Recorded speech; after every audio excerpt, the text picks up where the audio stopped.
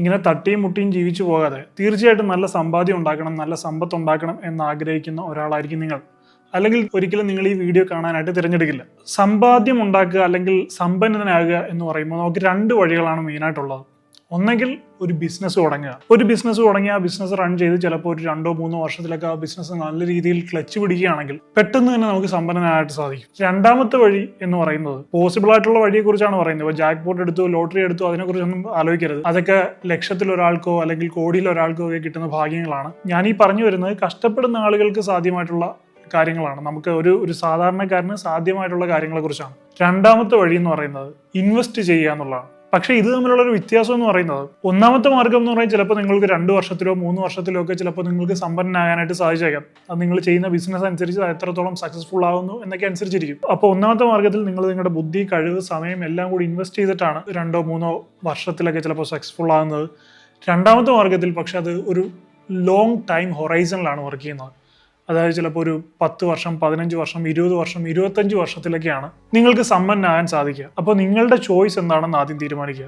Business നടത്തി successful ആവുക എന്ന് പറയുന്നത് എല്ലാ ആളുകൾക്കും സാധ്യമായിട്ടുള്ള ഒരു കാര്യമല്ല.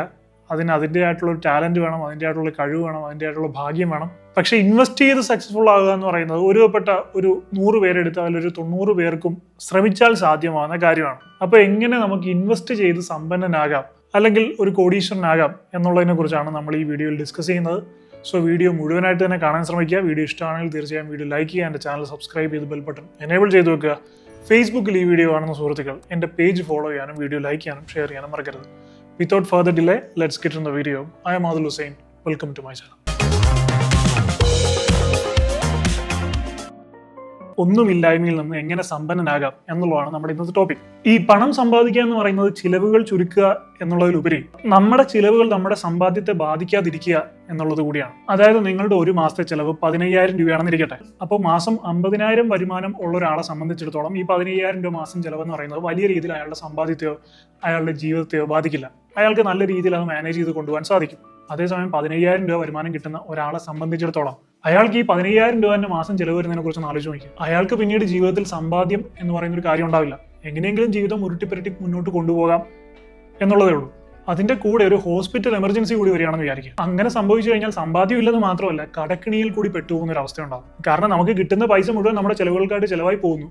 പിന്നീട് ഹോസ്പിറ്റലിൽ ചെലവഴിക്കാൻ മറ്റാരുടെങ്കിലും കയ്യിൽ നിന്ന് കടം വാങ്ങിക്കലേ വഴിയുള്ളൂ. പിന്നീട് ഈ കടം വീട്ടാൻ വേറെ കടം വാങ്ങിക്കേണ്ടി വരും. അതുകൊണ്ടാണ് നിങ്ങൾ സമ്പാദ്യത്തെക്കുറിച്ച് ചിന്തിക്കുന്ന ഒരാളാണെങ്കിൽ ആദ്യം ചെയ്യേണ്ടത് നിങ്ങളുടെ സമ്പാദ്യം സുരക്ഷിതമാക്കാനുള്ള വഴികളാണ്. അപ്പൊ അതിൽ ഏറ്റവും പ്രധാനമായിട്ട് ചെയ്യേണ്ട ഒന്നാമത്തെ കാര്യം എന്ന് പറയുന്നത് ഒരു ഹെൽത്ത് ഇൻഷുറൻസ് എടുത്തു വെക്കുക എന്നുള്ളത് തന്നെയാണ്. ഇപ്പോൾ ഓൺലൈനായിട്ട് വളരെ ചീപ്പായിട്ട് മറ്റ് ചിലവുകൾ, ചാർജസ് ഒന്നും കൊടുക്കാതെ തന്നെ നമുക്ക് വളരെ ഈസി ആയിട്ട് ഹെൽത്ത് ഇൻഷുറൻസ് എടുക്കാം.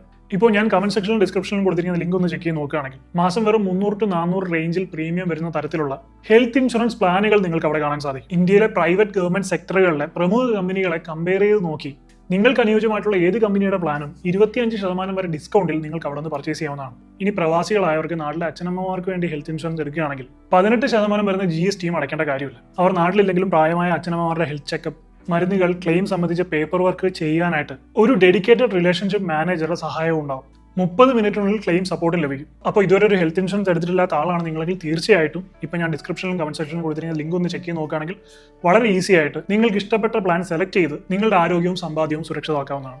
അപ്പോൾ ഈ സമ്പന്നരായിട്ടുള്ള ആളുകളും പാവപ്പെട്ടവരായിട്ടുള്ള ആളുകളും തമ്മിലുള്ള പ്രധാനപ്പെട്ട വ്യത്യാസം എന്ന് പറയുന്നത് പണത്തിന്റെ അല്ല, അതിനേക്കാൾ ഉപരി മൈൻഡ് സെറ്റിലുള്ളതാണ്. സമ്പന്നരായിട്ടുള്ള ആളുകളുടെ മൈൻഡ് സെറ്റും പാവപ്പെട്ടവരായിട്ടുള്ള ആളുകളുടെ മൈൻഡ് സെറ്റും അല്ലെങ്കിൽ ഒരു മിഡിൽ ക്ലാസ് ആയിട്ടുള്ള ആളുകളുടെ മൈൻഡ് സെറ്റും എന്ന് പറയുന്നത് എൻറ്റയർലി ഡിഫറെൻ്റ് ആണ്.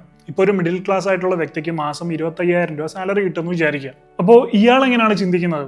അയാൾ ഇപ്പോൾ 8 മണിക്കൂർ വർക്ക് ചെയ്യുന്നുണ്ട്. അയാൾ ചിന്തിക്കും, ഞാനിപ്പോൾ 8 മണിക്കൂർ വർക്ക് ചെയ്യുന്നു, ഞാനൊരു 4 മണിക്കൂറും കൂടെ എക്സ്ട്രാ ഇൻവെസ്റ്റ് ചെയ്ത് ഞാൻ ദിവസം 12 മണിക്കൂർ വർക്ക് ചെയ്താൽ എനിക്ക് കുറച്ചുകൂടെ സാലറി കൂട്ടി കിട്ടും, എനിക്ക് കുറച്ചുകൂടെ വരുമാനം ഉണ്ടാക്കാൻ സാധിക്കും എന്നായിരിക്കും മിഡിൽ ക്ലാസ്സുകാരനായിട്ടുള്ള ഒരാൾ ചിന്തിക്കുന്നത്. എന്നാൽ ഒരു റിച്ച് മൈൻഡ് സെറ്റ്, ഭാവിയിൽ സമ്പന്നനാകണം എന്നുള്ള മൈൻഡ് സെറ്റ് ഉള്ള ഒരാൾ ചിന്തിക്കുന്നത് ഞാൻ എങ്ങനെ കൂടുതൽ വർക്ക് ചെയ്ത് കൂടുതൽ പൈസ ഉണ്ടാക്കുക എന്നുള്ളതല്ല, എനിക്ക് വേണ്ടി എങ്ങനെ ആളുകളെ വർക്ക് ചെയ്യിപ്പിച്ച് എനിക്ക് സമ്പന്നനാകാം എന്നുള്ളതാണ്.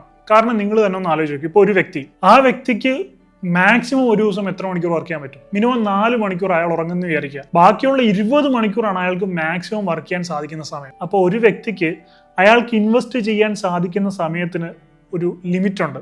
അതിൽ കൂടുതൽ അയാൾക്ക് ഇൻവെസ്റ്റ് ചെയ്യാൻ സാധിക്കില്ല. അപ്പോൾ നമുക്ക് ഇൻവെസ്റ്റ് ചെയ്യാൻ സാധിക്കുന്ന സമയത്തിനൊരു ലിമിറ്റ് ഉണ്ടാകുമ്പോൾ നമുക്ക് ഉണ്ടാക്കാൻ സാധിക്കുന്ന പൈസയ്ക്ക് അവിടെ ലിമിറ്റ് ഉണ്ടാകുകയാണ്. അതാണ് ഒരു മിഡിൽ ക്ലാസ് മൈൻഡ് സെറ്റ് എന്ന് പറയുന്നത്. അതേസമയം ഒരു ഓണ്ടർപ്രീനിയർ മൈൻഡ് സെറ്റ് എന്ന് പറയുന്നത് അയാളുടെ ജീവിതത്തിന് ആവശ്യമായിട്ടുള്ള സമയം മാറ്റിവെച്ചുകൊണ്ട് തന്നെ അയാൾക്ക് വേണ്ടിയുള്ള വർക്കിംഗ് അവേഴ്സ് എങ്ങനെ കൂട്ടാം എന്നാണ് അയാൾ ചിന്തിക്കുന്നത്. അതിന് അയാൾ എന്താ ചെയ്യുന്നത്? മറ്റാളുകളെ ഹയർ ചെയ്യും. അതായത് ഇപ്പോൾ 6000 10,000 കൊടുത്ത് മറ്റാളുകളെ ഹയർ ചെയ്തിട്ട് അവരുടെ 8 മണിക്കൂറും കൂടി ഇയാൾ കടമെടുക്കുകയാണ്. ഇയാൾ ഒരു 8 മണിക്കൂർ വർക്ക് ചെയ്യുന്നു, മറ്റൊരു 10 പേരെ കൂടെ ഹയർ ചെയ്ത് 80 മണിക്കൂർ ഇയാൾ എക്സ്റ്റെൻഡ് ചെയ്യുകയാണ്. അപ്പോൾ ഈ 80 മണിക്കൂർ എന്നുള്ളതിന് ലിമിറ്റ് ഇല്ല. അയാളൊരു 100 പേരെ ഹയർ ചെയ്യുകയാണെങ്കിൽ 80 മണിക്കൂർ എന്നുള്ളത് 800 മണിക്കൂറാവും. അയാളൊരു 1000 പേരെ ഹയർ ചെയ്യുകയാണെങ്കിൽ 800 മണിക്കൂർ എന്നുള്ളത് 8000 മണിക്കൂറാവും. അങ്ങനെ എത്ര വേണേ അയാൾക്ക് അത് എക്സ്റ്റെൻഡ് ചെയ്ത് കൊണ്ടുപോകാം. അപ്പോൾ അയാൾക്ക് അവിടെ ലിമിറ്റ്ലെസ് ആണ്, സമയത്തിന് ലിമിറ്റ് ഇല്ല. ഇപ്പോൾ ഒരു വ്യക്തിയെ ഹയർ ചെയ്ത് അയാളെ 8 മണിക്കൂർ ജോലി ചെയ്യിപ്പിച്ച് ഇയാൾക്ക് 20,000 രൂപ ഉണ്ടാക്കാൻ സാധിക്കുന്നുണ്ടെങ്കിൽ 15,000 രൂപ ഇയാൾക്ക് സാലറി കൊടുക്കുന്നതിൽ ഒരു കുഴപ്പമില്ല. പ്രത്യേകിച്ച് എഫേർട്ടൊന്നും ഇല്ലാതെ ഇയാളെ വർക്ക് ചെയ്യിപ്പിച്ച് 5,000 രൂപ ഇയാൾക്ക് പ്രോഫിറ്റ് ഉണ്ടാകുകയാണ്. അതുപോലെ 100 പേരാകുമ്പോൾ ഒന്ന് ആലോചിച്ച് നോക്കൂ. 5,000 രൂപ എന്നുള്ളത് 5 ലക്ഷം രൂപയാവും. 1000 പേരാകുമ്പോൾ അത് 50 ലക്ഷം രൂപയാവും. അങ്ങനെ ഒരാൾക്ക് ജോലി കൊടുത്ത് നമ്മൾ സമ്പന്നനാകുകയാണ്. നമുക്ക് വേണ്ടി വർക്ക് ചെയ്യുന്ന വർക്കിംഗ് അവേഴ്സ് കൂടുകയാണ്. അതാണ് ഒരു ഓണ്ടർപ്രീനിയർ മൈൻഡ് സെറ്റ് എന്ന് പറയുന്നത്. ഒരു എംപ്ലോയി മൈൻഡ് സെറ്റ് അല്ലെങ്കിൽ ഒരു മിഡിൽ ക്ലാസ് മൈൻഡ് സെറ്റ് എന്ന് പറയുന്നത് ഞാൻ എങ്ങനെ സ്വന്തമായി എനിക്ക് വേണ്ടി വർക്ക് ചെയ്ത് കുറച്ച് പൈസ ഉണ്ടാക്കാം എന്നുള്ളതിനാണ്. അവിടെ തീർച്ചയായിട്ടും ഒരു ലിമിറ്റ് ഉണ്ട്. അതുകൊണ്ട് തന്നെ അയാൾക്ക് ഉണ്ടാക്കാൻ സാധിക്കുന്ന പൈസയ്ക്ക് ഒരു ലിമിറ്റ് ഉണ്ടാവും. അയാൾ ജീവിതാവസാനം വരെ മിഡിൽ ക്ലാസ് ആയിട്ട് തന്നെ തുടരും. അപ്പോൾ നമ്മൾ വീഡിയോയുടെ തുടക്കത്തിൽ പറഞ്ഞ ഒന്നാമത്തെ ഓപ്ഷൻ ഇതാണ്. ഒരു ബിസിനസ് തുടങ്ങുക, തൊഴിൽ കൊടുക്കുക, മറ്റാളുകളുടെ സമയം നമുക്ക് വേണ്ടി അവരുടെ കയ്യിൽ നിന്ന് വില കൊടുത്ത് വാങ്ങിക്കുക. ഇതാണ് ഒന്നാമത്തെ കാര്യം. ഇത് നിങ്ങൾക്ക് എല്ലാവർക്കും ചിലപ്പോൾ ചെയ്യാൻ സാധിക്കണമെന്നില്ല. ഇനി രണ്ടാമത്തെ മാർഗം എന്ന് പറയുന്നത് ഇൻവെസ്റ്റ് ചെയ്യിപ്പിക്കുക എന്നുള്ളതാണ്. പണത്തെ കൊണ്ട് പണിയെടുപ്പിച്ച് നമുക്ക് വേണ്ടി പണം ഉണ്ടായിപ്പിക്കുക. ഒന്നാമത്തെ ഓപ്ഷൻ ആളുകളെ കൊണ്ട് പണിയെടുപ്പിച്ച് നമുക്ക് വേണ്ടി പണം ഉണ്ടാക്കുക എന്നുള്ളതാണെങ്കിൽ, രണ്ടാമത്തെ ഓപ്ഷൻ എന്ന് പറയുന്നത് പണത്തെ കൊണ്ട് ജോലി ചെയ്യിപ്പിച്ച് നമുക്ക് വേണ്ടി പണം ഉണ്ടായിപ്പിക്കുക എന്നുള്ളതാണ്. അതാണ് നമ്മൾ പ്രധാനമായിട്ടും ഈ വീഡിയോയിൽ ടോപ്പിക്കായിട്ട് തിരഞ്ഞെടുത്തിരിക്കുന്നത്. പണത്തെ കൊണ്ട് നമുക്ക് വേണ്ടി ജോലി ചെയ്യിപ്പിച്ച് പൈസ ഉണ്ടാക്കണമെങ്കിൽ തീർച്ചയായിട്ടും ആ പണത്തെ ഇൻവെസ്റ്റ് ചെയ്യുക തന്നെ ചെയ്യണം. നമ്മളിപ്പോൾ നമ്മുടെ കയ്യിൽ സൂക്ഷിച്ചു വെച്ചു എന്ന് കരുതിയിട്ടോ അല്ലെങ്കിൽ ഒരു ബാങ്കിൽ ഡിപ്പോസിറ്റ് ഇട്ട് വെച്ചു എന്ന് കരുതിയിട്ടോ ആ പണം നമുക്ക് വേണ്ടി ജോലി ചെയ്ത് പണം ഉണ്ടാക്കില്ല. അതിന് പ്രോപ്പറായിട്ടുള്ള സ്ഥലത്ത് പ്രോപ്പറായിട്ടുള്ള സമയത്ത് ഇൻവെസ്റ്റ് ചെയ്യണം, പ്രോപ്പറായിട്ടുള്ള രീതിയിൽ ഇൻവെസ്റ്റ് ചെയ്യണം. പക്ഷെ അതിന് കുറച്ച് കാലതാമസം എടുക്കും. ഞാൻ പറഞ്ഞ പോലെ 10, 15, 20 വർഷമൊക്കെ എടുക്കും നല്ല രീതിയിൽ ആ പണം ഒരു റിട്ടേൺ ആയിട്ട് തിരിച്ചു കിട്ടാൻ. അപ്പോൾ നമുക്ക് ഇവിടെ കുറച്ച് സിനേറിയോസ് നോക്കാം. ഒരു എക്സാമ്പിളാണ് ഞാൻ പറഞ്ഞുതരാം. ഇപ്പോൾ 3 ആളുകൾ, അജയ്, വിജയ് ആൻഡ് സഞ്ജയ്. ഇതിൽ അജയുടെ പ്രായം എന്ന് പറയുന്നത് 20 വയസ്സാണ്. അയാൾക്ക് മാസം 15,000 രൂപ വരുമാനം കിട്ടുന്ന ഒരു ജോലിയാണ്. അല്ലെങ്കിൽ 20, 23, 20 വയസ്സെന്നൊക്കെ പറഞ്ഞ ഒരു ജോലിക്ക് കയറുന്ന പ്രായമാണ്. അപ്പോൾ അയാളൊരു ജോലിക്ക് കയറുന്നു. അയാളുടെ റിട്ടയർമെന്റ് പ്ലാൻ അയാൾ സെറ്റ് ചെയ്യുന്നു. വളരെ വിഷണറി ആയിട്ടുള്ളൊരു വ്യക്തിയാണ് അജയ് എന്ന് പറയുന്നത്. 20 വയസ്സിൽ തന്നെ അയാൾ റിട്ടയർമെന്റിനെ കുറിച്ച് ചിന്തിച്ചിട്ടുണ്ട്. അപ്പോൾ അയാളുടെ ചിന്ത എന്ന് പറയുന്നത് 60 വയസ്സാവുമ്പോൾ എനിക്ക് റിട്ടയർ ആവണം, പിന്നീട് എനിക്ക് ഒരു ജോലിയും ചെയ്യാൻ സാധിക്കില്ല, പിന്നീടുള്ള എൻ്റെ കുറച്ച് നാളത്തെ ജീവിതം എനിക്ക് ജോലിയൊന്നും ചെയ്യാതെ വളരെ ലാവിഷായിട്ട് ജീവിക്കണം എന്നുള്ളൊരു മൈൻഡ് സെറ്റോടു കൂടി അടുത്ത 40 വർഷത്തേക്കുള്ള അയാൾ പ്ലാൻ ചെയ്യുന്നു. അതിന് അയാളുടെ ഇപ്പോഴത്തെ ഈ 15,000 രൂപ വരുമാനത്തിൽ നിന്ന് 6,000 രൂപ അയാൾ ഇൻവെസ്റ്റ് ചെയ്യാൻ തീരുമാനിക്കുകയാണ്. അത് വളരെ വലിയൊരു തീരുമാനമാണ്. അപ്പോൾ അയാൾ എത്രയാണ് ടോട്ടൽ എമൗണ്ട് ഇൻവെസ്റ്റ് ചെയ്യുന്നത് നോക്കുകയാണെങ്കിൽ 6,000 രൂപ വെച്ച് എല്ലാ മാസവും 12 മാസത്തേക്ക് 40 വർഷം. അപ്പോൾ 6,000 × 12 × 40. അപ്പോൾ അത് 28,80,000 രൂപ വരും. അപ്പോൾ ഇയാൾ ഈ 40 വർഷം കൊണ്ട് ആകെ ഇൻവെസ്റ്റ് ചെയ്യുന്ന തുക എന്ന് പറയുന്നത് 28,80,000 രൂപയാണ്. അപ്പോൾ രണ്ടാമത്തെ ആള് വിജയ്ക്ക് ഇപ്പോൾ 30 വയസ്സായി. 30 വയസ്സായതുകൊണ്ട് തന്നെ നമ്മുടെ അജയ്ക്ക് കിട്ടുന്നതിൻ്റെ ഇരട്ടിയാണ് ഇയാൾക്ക് കിട്ടുന്ന സാലറി. ഏകദേശം 30,000 രൂപ ഇയാൾക്ക് മന്ത്ലി സാലറി കിട്ടുന്നുണ്ട്. അപ്പോൾ വിജയ് ചിന്തിക്കുന്നത് അജയ് അവൻ്റെ 20ാമത്തെ വയസ്സിൽ ഇൻവെസ്റ്റ് ചെയ്ത് തുടങ്ങി. ഞാൻ അവനേക്കാളും 10 വർഷം ലേറ്റ് ആയിട്ടാണ് ഇപ്പോഴാണ് ഞാൻ ഇൻവെസ്റ്റ് ചെയ്യാൻ തുടങ്ങുന്നത്. അതുകൊണ്ട് തന്നെ ഞാൻ കുറച്ച് കൂടുതൽ എമൗണ്ട് ഇൻവെസ്റ്റ് ചെയ്യണം. ഏകദേശം അവൻ്റെ ഒരു 3 ഇരട്ടിക്ക് അടുത്ത്, അല്ലെങ്കിൽ ഒരു 15,000 രൂപ ഞാൻ മാസം ഇൻവെസ്റ്റ് ചെയ്യുകയാണ്, ഞാൻ മാസം ഇൻവെസ്റ്റ് ചെയ്യും എന്ന് വിജയ് ചിന്തിക്കുന്നു. അങ്ങനെ 30,000 രൂപ സാലറി ഉള്ള വിജയ് 15,000 രൂപ വെച്ച് മാസം ഇൻവെസ്റ്റ് ചെയ്ത് അയാൾക്ക് 60 വയസ്സാകുന്നവരെ, അതായത് അടുത്ത 30 വർഷത്തേക്ക് ഇൻവെസ്റ്റ് ചെയ്യാൻ തീരുമാനിക്കുന്നു. അപ്പോൾ വിജയ് ടോട്ടൽ ഇൻവെസ്റ്റ് ചെയ്യുന്ന തുക എത്രയാണെന്ന് നോക്കുകയാണെങ്കിൽ എല്ലാ മാസവും 15,000 വെച്ച് 12 മാസവും അടുത്ത 30 വർഷത്തേക്ക്. അപ്പോൾ 15,000 × 12 × 30. ടോട്ടൽ ഏകദേശം 54 ലക്ഷം രൂപയാണ് വിജയ് ഇൻവെസ്റ്റ് ചെയ്യുന്നത്. അപ്പോൾ മൂന്നാമത്തെ വ്യക്തി സഞ്ജയ്ക്ക് ഇപ്പോൾ 40 വയസ്സായി. സഞ്ജയ് ചിന്തിക്കുകയാണ് അജയ് അവന്റെ 20ാമത്തെ വയസ്സിൽ ഇൻവെസ്റ്റ് ചെയ്ത് തുടങ്ങി. അജയേക്കാളും ഞാൻ 20 വർഷം പുറയിലാണ്. വിജയ് ആണെങ്കിൽ പോലും അവന്റെ 30ാമത്തെ വയസ്സിൽ ഇൻവെസ്റ്റ് ചെയ്ത് തുടങ്ങി. ഞാൻ അവനേക്കാളും 10 വർഷം പുറയിലാണ്. അതുകൊണ്ട് ഇവർ രണ്ടുപേരെക്കാളും കൂടുതൽ എമൗണ്ട് ഞാൻ ഇൻവെസ്റ്റ് ചെയ്ത് തുടങ്ങിയാലേ എനിക്ക് എന്തെങ്കിലും അതുപോലുള്ള പ്രോഫിറ്റ് ഉണ്ടാവും എന്ന് വിചാരിക്കുന്നു. 40 വയസ്സായതുകൊണ്ട് തന്നെ അയാൾക്ക് അതിനനുസരിച്ചുള്ള എക്സ്പീരിയൻസ് ഉണ്ട്, അയാൾക്ക് അതിനനുസരിച്ചുള്ള സാലറി ഉണ്ട്. ഏകദേശം 50,000 രൂപയാണ് സഞ്ജയ്ക്ക് കിട്ടുന്ന സാലറി. ഈ 50,000 രൂപയിൽ നിന്ന് സഞ്ജയ്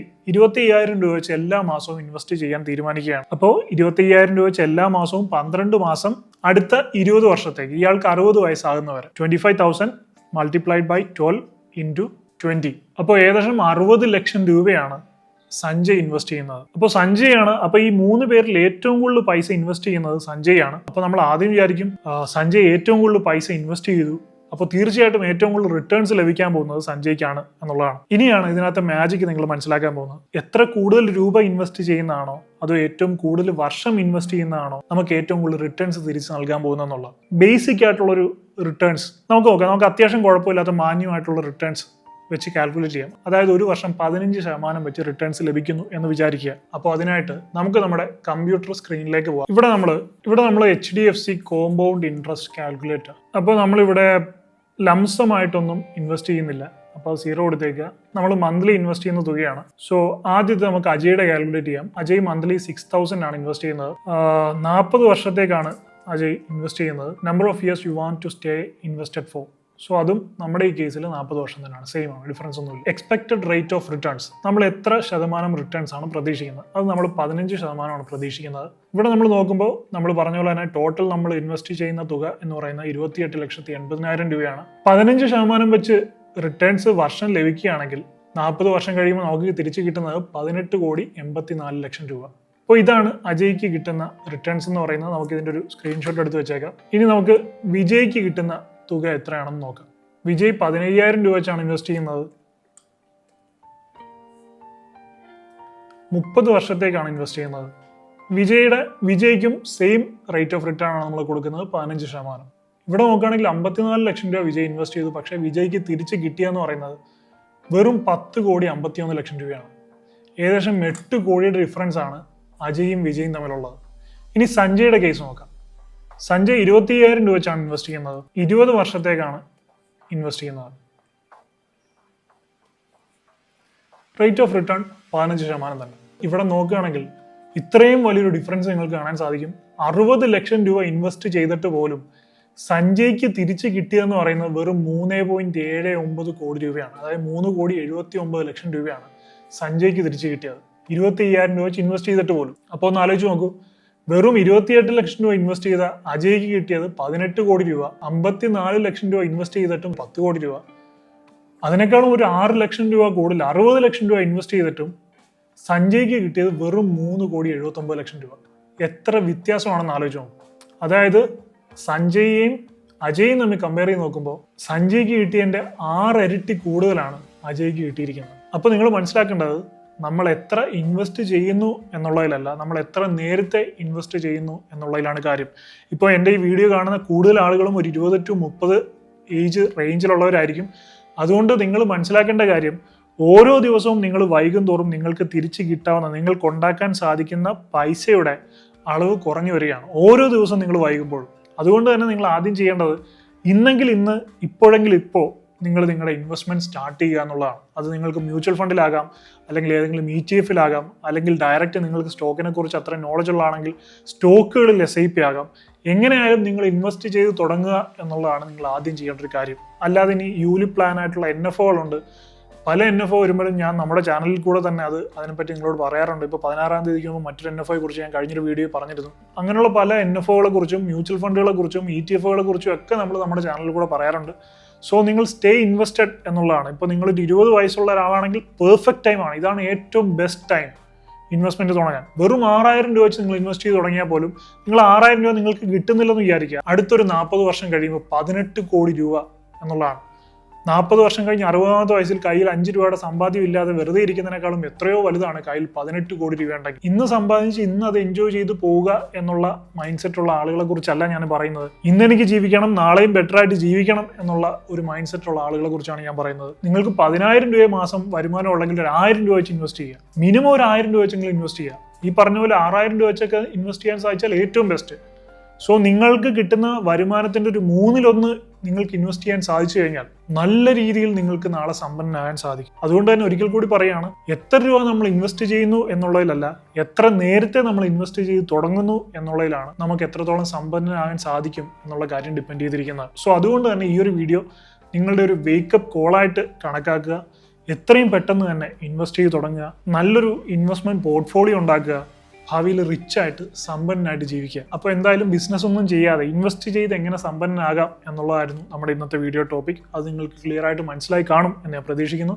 വീഡിയോ ഇഷ്ടമായിട്ടുണ്ടെങ്കിൽ തീർച്ചയായും വീഡിയോ ലൈക്ക് ചെയ്യാൻ മറക്കരുത്. അതുപോലെ തന്നെ ഞാൻ വീഡിയോയുടെ തുടക്കത്തിൽ പറഞ്ഞ ഹെൽത്ത് ഇൻഷുറൻസിന്റെ കാര്യം, ഈ ഇൻവെസ്റ്റ്മെന്റ് ഒക്കെ തുടങ്ങുന്നതിന് ഏറ്റവും മുമ്പ് ചെയ്യേണ്ട കാര്യമാണ് ഹെൽത്ത് ഇൻഷുറൻസ് എടുത്തു വെക്കുക എന്നുള്ളത്. കാരണം നമ്മൾ ഇൻവെസ്റ്റ്മെന്റ് ഒക്കെ തുടങ്ങി നാളെ ഒരു ഹെൽത്ത് എമർജൻസി വന്നു കഴിഞ്ഞാൽ ഈ ഇൻവെസ്റ്റ്മെന്റിൽ നിന്ന് എടുത്ത് പൈസ ചെലവാക്കുകയും അല്ലെങ്കിൽ കടം വാങ്ങിച്ച് പൈസ ചെലവാക്കേണ്ട ഒരു അവസ്ഥ വന്നു കഴിഞ്ഞാൽ പിന്നെ ഈ ചെയ്യുന്നതൊക്കെ വെള്ളത്തിൽ വരച്ച വര പോലാവും. അതുകൊണ്ട് തന്നെ ഒരു ഹെൽത്ത് ഇൻഷുറൻസ് പോളിസി എടുത്തു വെക്കുക. ഇന്ത്യയിലെ തന്നെ ലീഡിംഗ് കമ്പനികൾ കമ്പയർ ചെയ്ത് നോക്കി 25% വരെ ഡിസ്കൗണ്ടിൽ ഹെൽത്ത് ഇൻഷുറൻസ് പർച്ചേസ് ചെയ്യാനുള്ള ലിങ്ക് ഞാൻ കമന്റ് സെക്ഷനിലും ഡിസ്ക്രിപ്ഷനിലും കൊടുത്തിട്ടുണ്ട്. നിങ്ങൾക്ക് താല്പര്യം ഉണ്ടെങ്കിൽ അത് കയറി ചെക്ക് ചെയ്ത് നോക്കാം. ഇനി ഓൺലൈനായിട്ട് എടുക്കാൻ താല്പര്യമില്ലെങ്കിൽ ആ സൈറ്റിൽ നിങ്ങളുടെ ഡീറ്റെയിൽസ് എൻ്റർ ചെയ്ത് കൊടുക്കുകയാണെങ്കിൽ ഫ്രീ അപ്പോയിന്റ്മെന്റ് എടുക്കുകയാണെങ്കിൽ നിങ്ങളുടെ വീട്ടിൽ വെച്ച് തന്നെ ഉത്തരവാദിത്തപ്പെട്ട ആളുകളോട് സംസാരിച്ച് നിങ്ങളുടെ സംശയങ്ങൾ ചോദിച്ച് മനസ്സിലാക്കി നിങ്ങൾക്ക് ഇഷ്ടപ്പെട്ട ഒരു കമ്പനിയുടെ ഇൻഷുറൻസ് എടുക്കാനും പറ്റും. അപ്പോൾ എന്തായാലും ഈ ഒരു വീഡിയോ നിങ്ങൾക്ക് ഹെൽപ്ഫുൾ ആയി കാണും എന്ന് പ്രതീക്ഷിക്കുന്നു. I hope you find this video helpful. If you like this video please like, share and subscribe, and please don't forget to enable the bell button. I will see you in my next video. I am Adil Hussain signing off.